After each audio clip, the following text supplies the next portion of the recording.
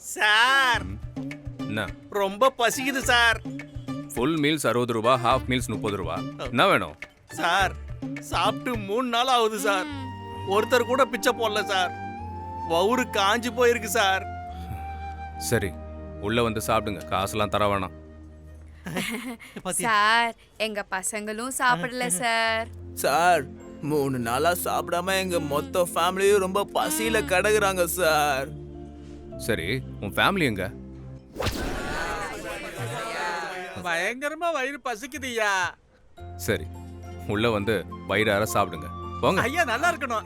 வாங்க வாங்க வாங்க. கேஷியரே, பிச்சைக்காரன் எல்லாம் உள்ள விட்டுட்டு இருக்கீங்க. ஹலோ சமையல், முன்னாடி போ.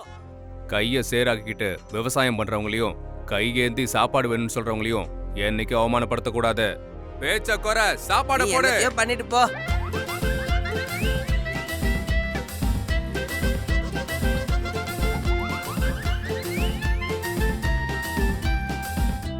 யோ கரடி, உனக்கு எத்தனை பசங்க? வெறும் 9 பிள்ளைங்க தான். 1 2 3 4 5 6 7 8 9 எங்கயா? அது வயித்துக்குள்ள இருக்குதுப்பா. இந்த இந்த ஃபேமிலி பிளானிங்லாம் உனக்கு இல்லையா? பிளானிங்கா இருக்குதே. Eating, sleeping, packing. அம்மா அப்பா இன்னும் சாப்பாடு வைப்பா.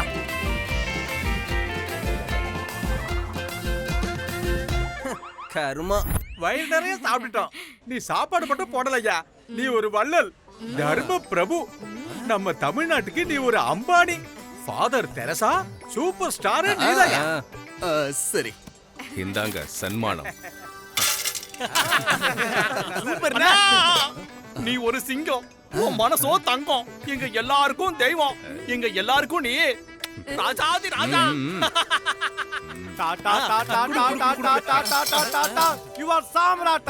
உனக்காக ஆட்டம் பாட்டம் கொண்டாட்டம்னு உலகமே ஆதரம்.